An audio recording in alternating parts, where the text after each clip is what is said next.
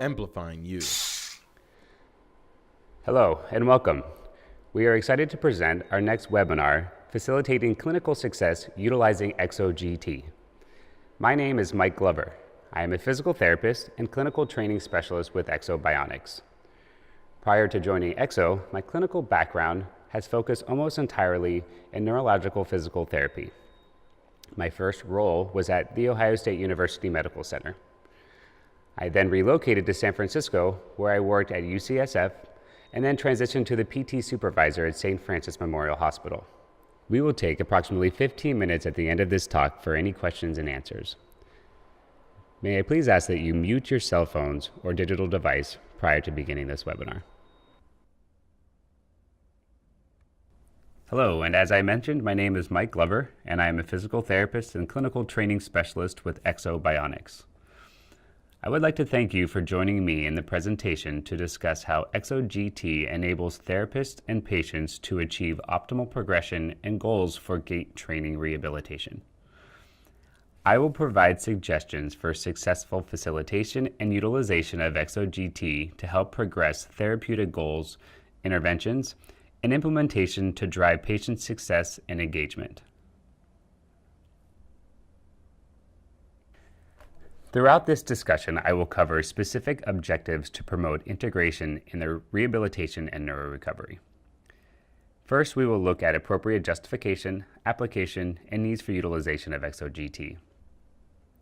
As a user progresses functional mobility, we will begin with pre-gait activities to gain fundamentals to safely progress to dynamic gait activities.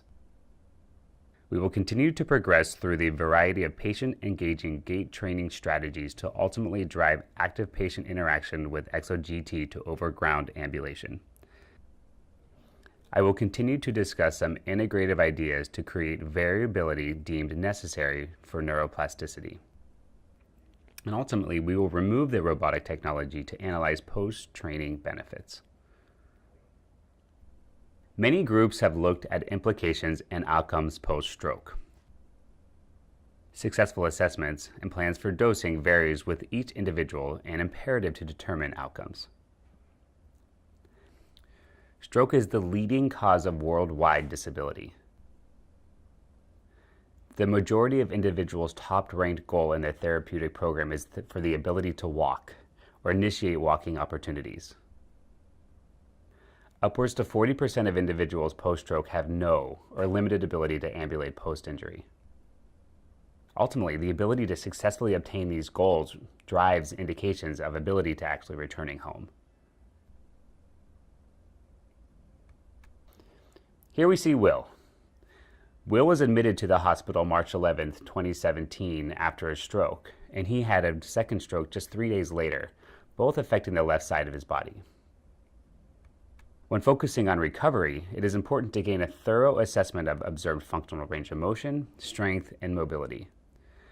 Will has impairments that require bracing support to both his left arm and his leg for safety but also comfort.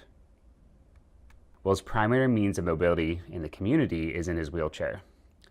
His goal is to increase his strength, his balance, his coordination, and endurance so that he can safely walk again. Here we see some typical compensatory standing and gait strategies. He has limited weight shift to his paretic leg with his sit-to-stand transition, leading to midline deficits and decreased weight bearing in stance phase. As Will continues with his steps, you will see the pelvic retraction on his left side with slight hip hike and circumducted left swing, and noting decreased hip and knee flexion leading to that compensation. Observing these functional impairments are key to strategize with Will to create a plan of care and goals for his neurorecovery.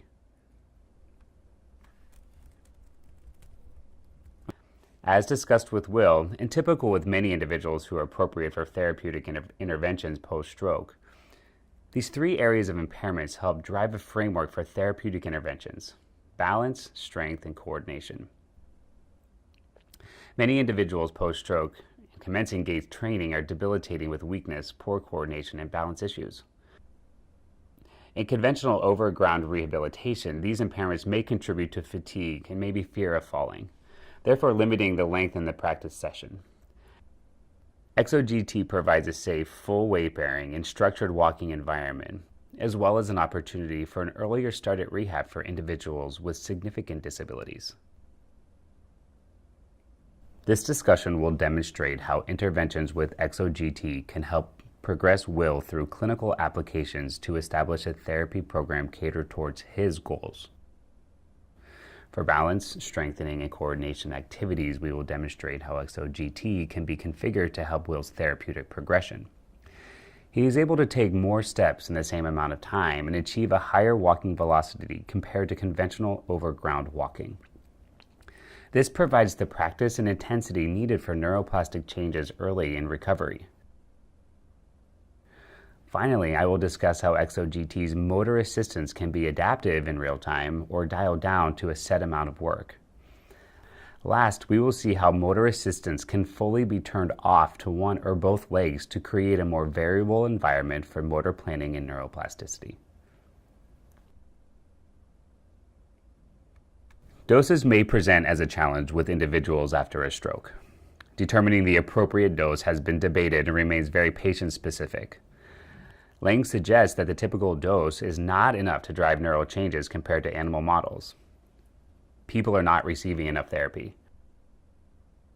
Current dose of task-specific practice may not be adequate due to a suggested multifaceted cause: patient fatigue, patient-therapist motivation, cardiovascular limitations, complexity of therapeutic goals, and perhaps needs for limitations to therapy time and resources. So as this talk develops, I will demonstrate areas of how EksoGT can help increase dosage to promote neuroplasticity. Monroe suggests some common trends in neurorecovery for acute stroke are associated with increased dose and intensity, increased repetition, task-specific exercises, and variability of top-down or bottom-up approach with patient and therapist collaboration for meaningful goals. Ultimately, timing can be the crucial element.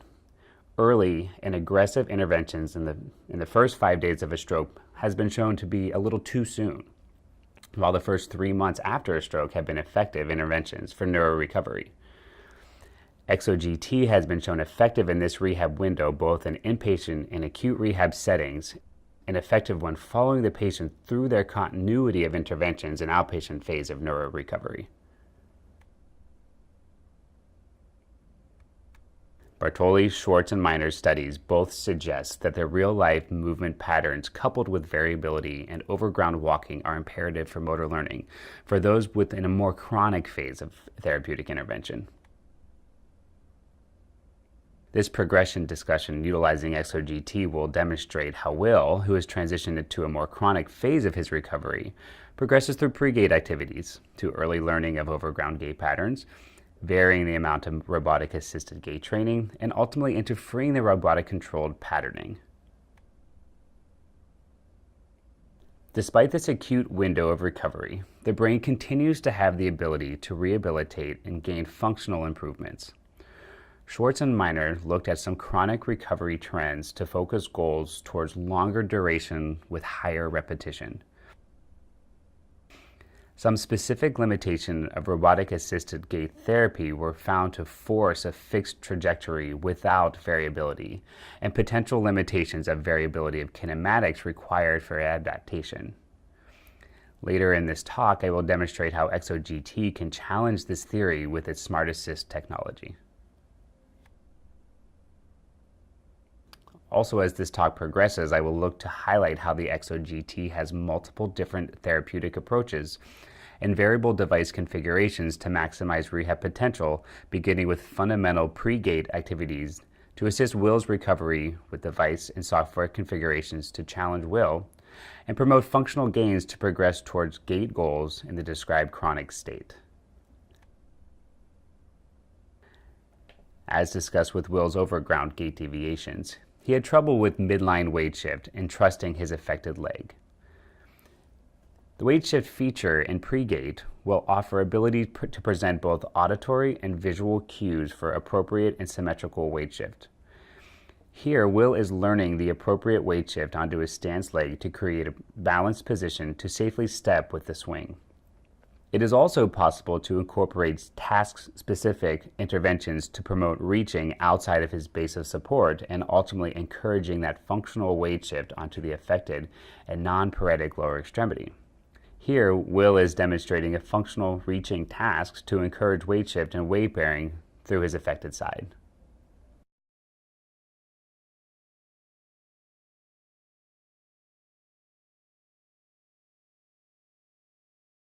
It is also possible to demonstrate the ability to perform step-in-place or marching exercises.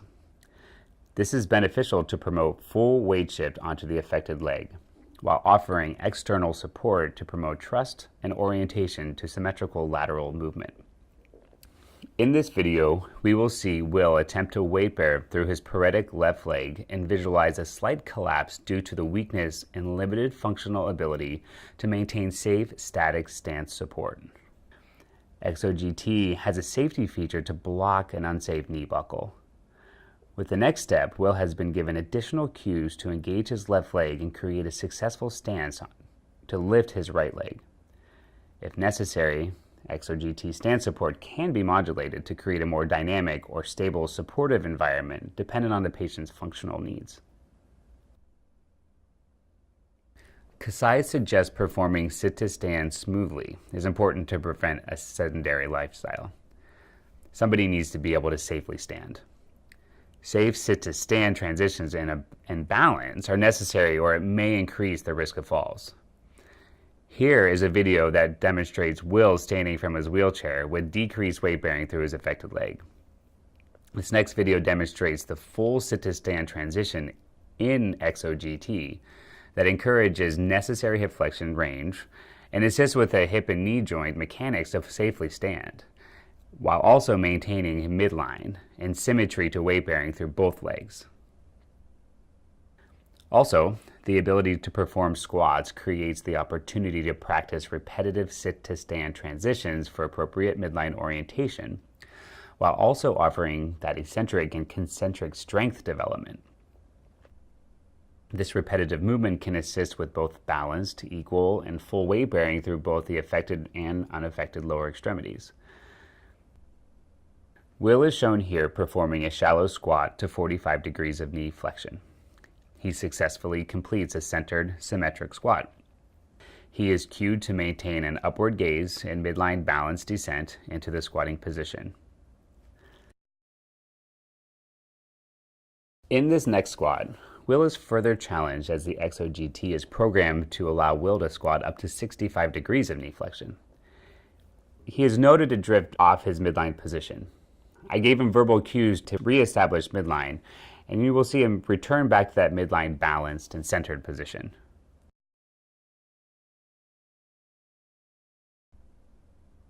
To initiate gait progression, it is important to teach fundamentals for balance and coordination. With the use of EksoGT, this can be done in a device-controlled step initiation program named First Step. The therapist discusses appropriate symmetrical weight shift and balanced position over the stance leg.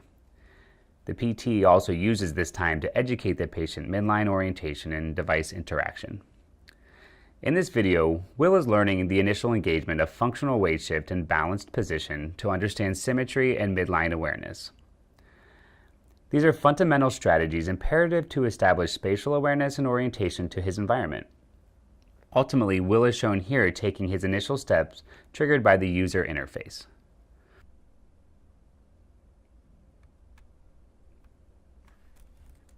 Once these first steps are safely understood and fundamentals of gait progression is learned, overground gait is focused to direct patient engagement of initiating steps.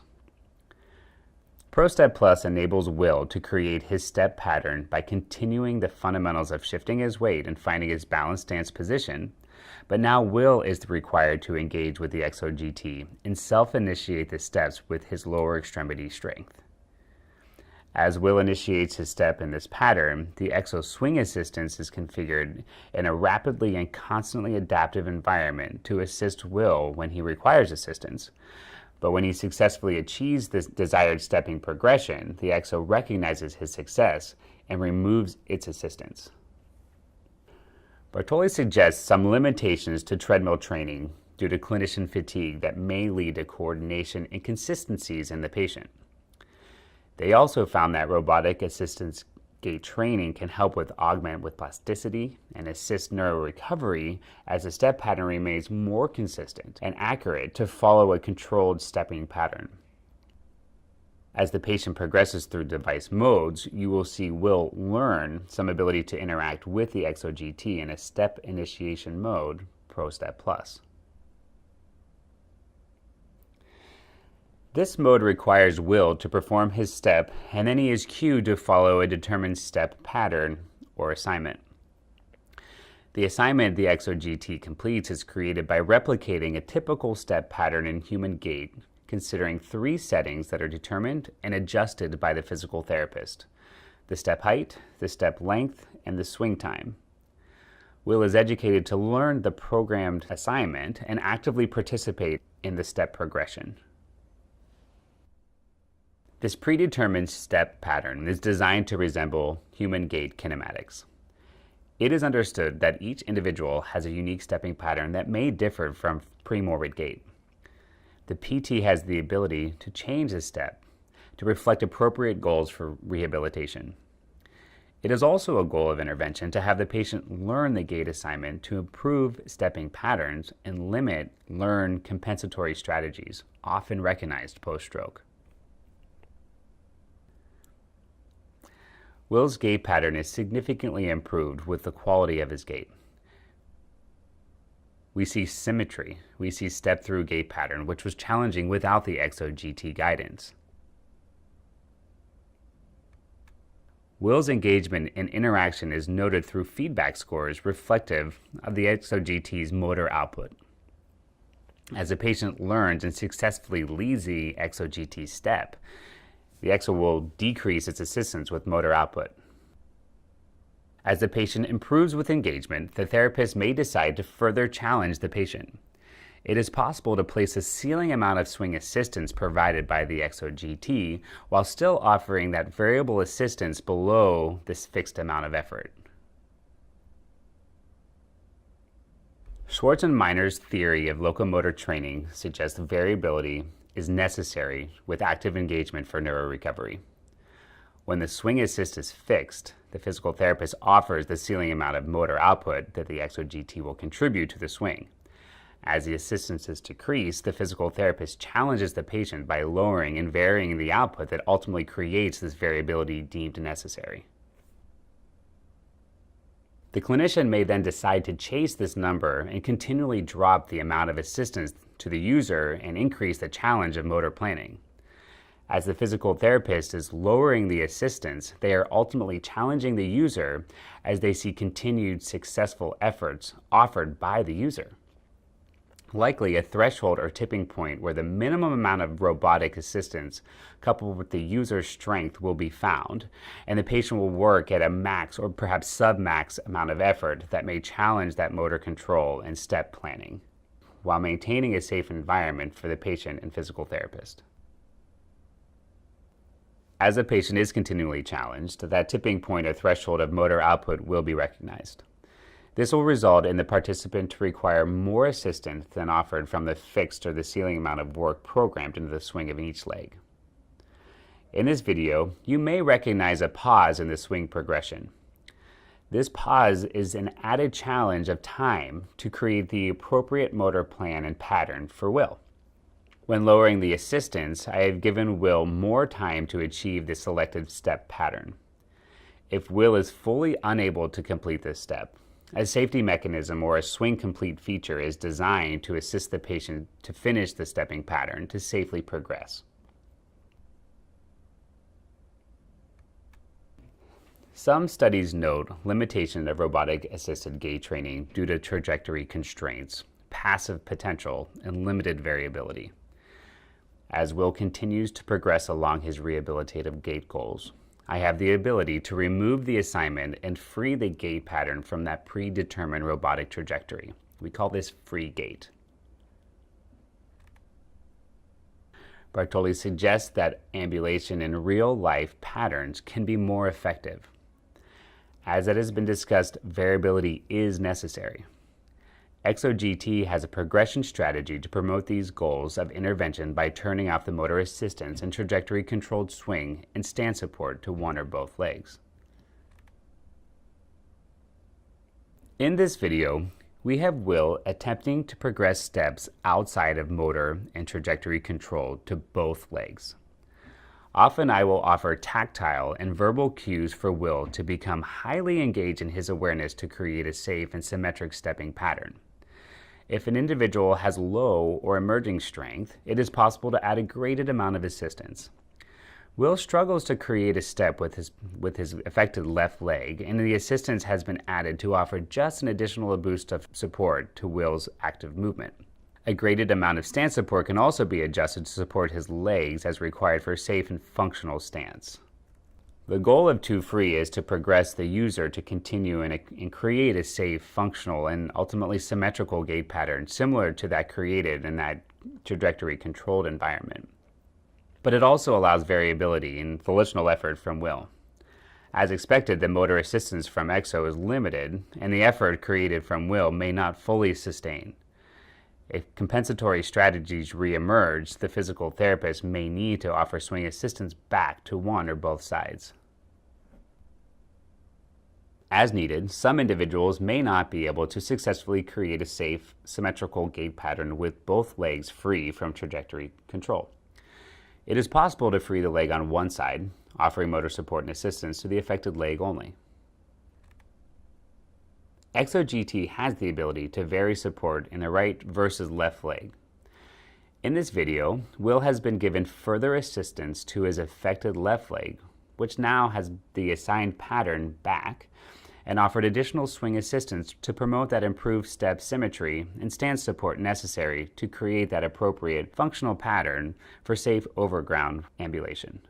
As this video progresses, it is noted that Will continues to create a longer step with his free right leg. But as the steps continue, I have cued Will to create that improved symmetry of his steps, and the step through symmetrical pattern is noted.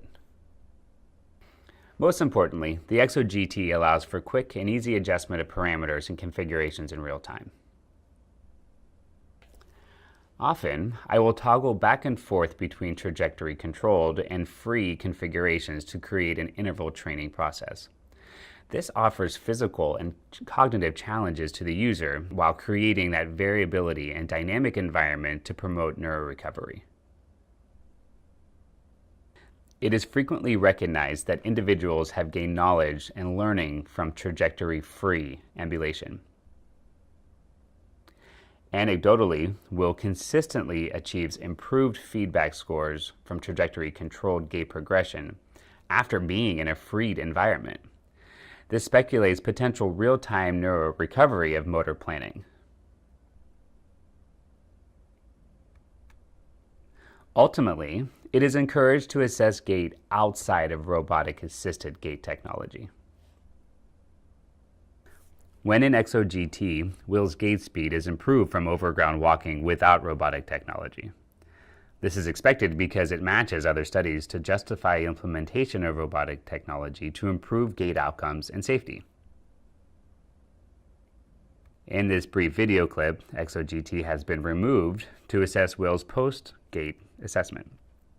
It is recognized Will has some decrease in his pelvic retraction and decreased circumduction. He also has improvements of emerging hip and knee flexion through his swing.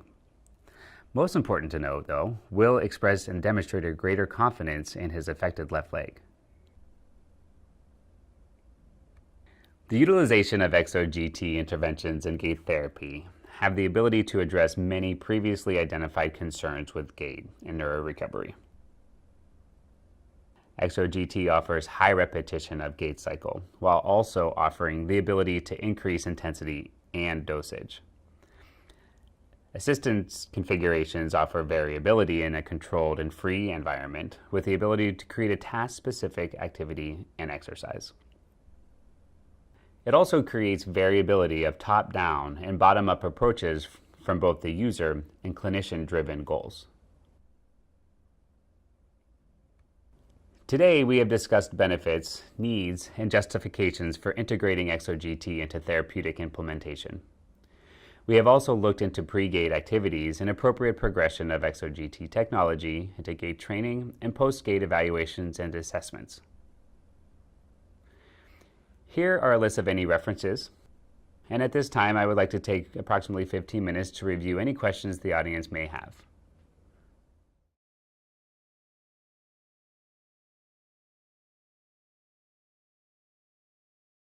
I see the first question coming in from Leslie Prom. The question is, any research use with chronic stroke? So currently, well, maybe I should mention that EksoBionics got our FDA clearance for stroke use last year. And we are the first and only exoskeleton company that has that FDA clearance for stroke. As you know, a lot of research development takes some time, and we have some partners, specifically with the Kessler Institute, that are looking into chronic stroke and recovery dosage and feasibility and utilization. We are in the preliminary outcomes with that. And we have some information on our website. We have all of the list of all of our clinical summaries and some of the information from that will be specific to the stroke research world. And you can find it at the website at eksobionics.com. So the next question is, how effective are you in getting the GT in multiple and varied PT environments? Tom, and I'm not sure exactly what you mean. Do you mean in different settings of rehabilitation, starting in maybe the acute or inpatient rehab, and then going out to outpatient?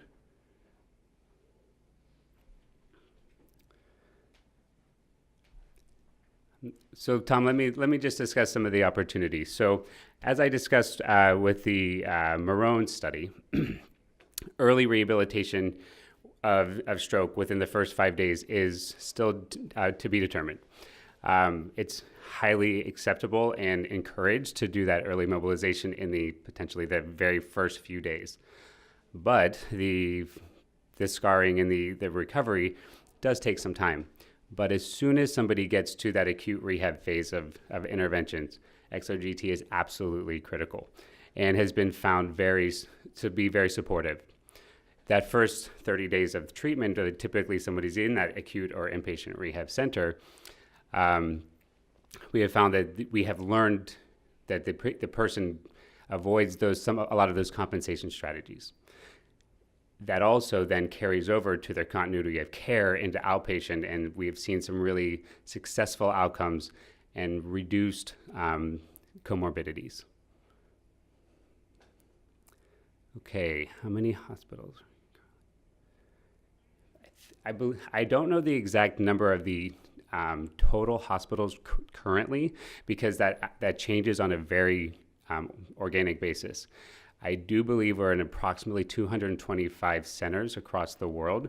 That's not only in the United States, but also Canada, Mexico, and the Europe, Middle East, and Africa communities. So Leslie, have you personally used?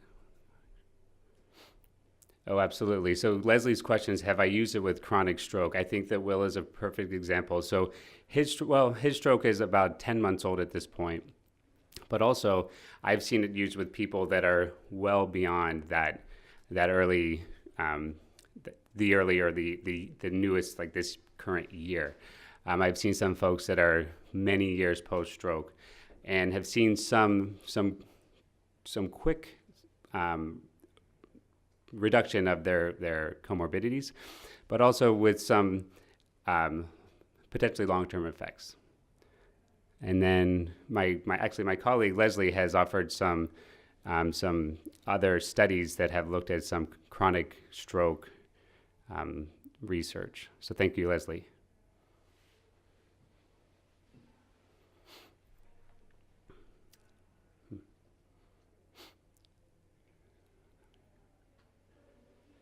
Okay, so Tom, thank you for your follow-up on that question, and with the question of how the PT environments to experiment with EksoGT. So I'm not we are actually beyond any experimental or prototype environment. We are currently very active in the rehab settings and in multiple different environments.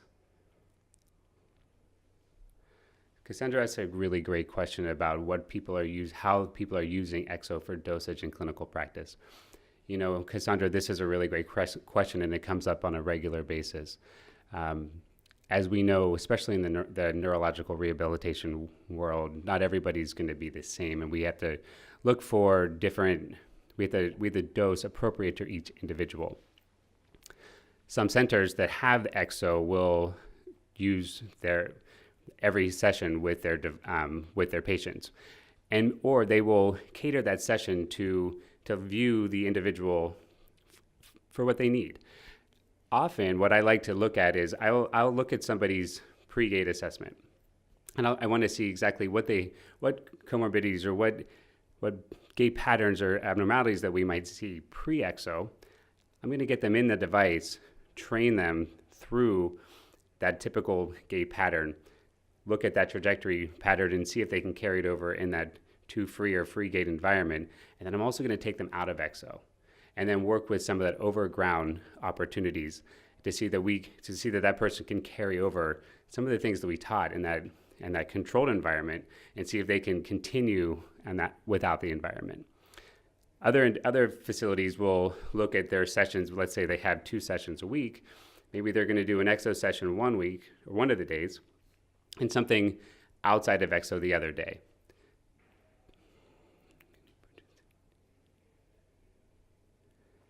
Tom, your question of can you produce the GT in sizable quantities? Are you looking to see who the EksoGT is appropriate to fit? I'm not sure. Or do you mean produce in like bulk numbers for like to distribute to the consumer? Because I can easily talk on both of those. So let's talk about how do we produce the GT for the consumer. The EksoGT is geared specifically to the rehab environment. We're not looking to produce the EKSO for someone to take home or have in their home use, or maybe the community reentry. So what our goal is that the rehab center is going to secure their device, and then their patients or participants are going to work with the EksoGT in a rehab setting as part of their therapeutic intervention. If you're looking for the idea of who does the EksoGT fit, let's talk about some of those opportunities. So the EKSO is designed for stroke, as we saw with Will. And if you did have a hemiparetic presentation from a stroke, we're looking for approximately 4 out of 5 muscle grades on one half of your body. The other part of our FDA inclusion criteria also involves spinal cord injury. So if you have a spinal cord injury, we're looking at C7 or distal with AGD, looking at approximate muscle grades of 4 out of 5 of the upper extremity. Or you could have a motor complete SCI distal from T4, again with that upper extremity strength to be able to manage the assistive device. From the size range, it's approximately about 5 foot tall to 6 foot 4, and depending on the length of your legs. And we're looking to see that you weigh if you weigh 220 pounds or less.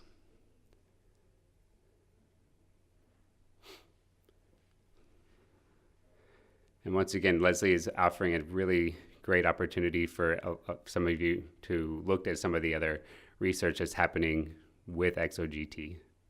Thank you, Leslie.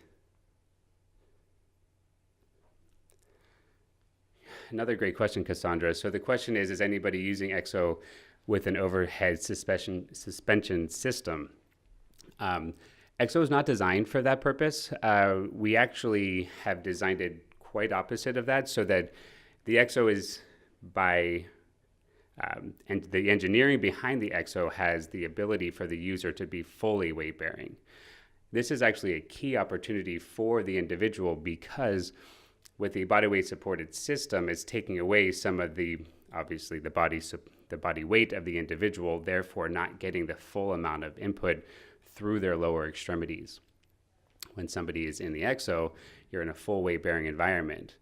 Not only that, they are required to achieve that lateral or a functional weight shift and balance point and have that overground progression without that suspension or that body weight support. And that's a key indicator. Not that I'm not trying to say that the body weight support treadmill training or any overhead suspension isn't a positive treatment or intervention tool. This is just a different approach, and one that we find is very beneficial for that neuro recovery of the person.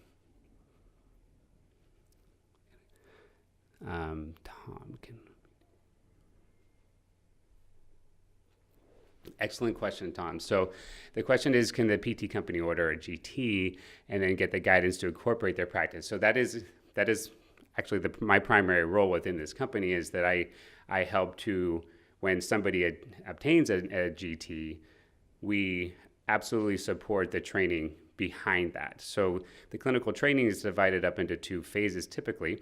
And what we do, we have our initial training process. And with that initial training, one of the clinical training specialists comes out, and there's a 4-day training. After that, we come back and we do an advanced training session, which is essentially 3 days.